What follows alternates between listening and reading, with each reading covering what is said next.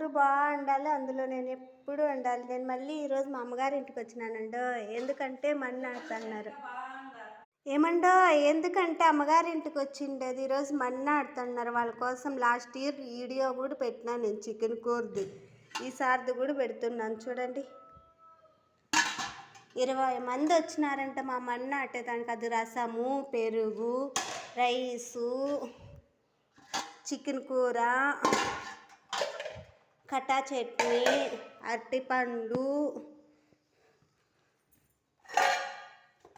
అన్నీ హాల్లో పెట్టేసింది మా వదిన గారు. కాదండో నేనే పెట్టింది. మా వదిన ఇంట్లోకి బయటికి తిరుగుతూ ఉంది.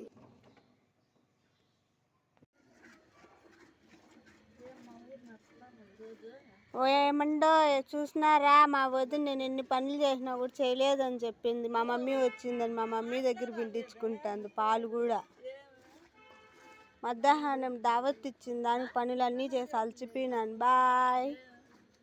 అందరూ బాగుండండి, అందులో నేను ఎప్పుడూ ఉంటాను.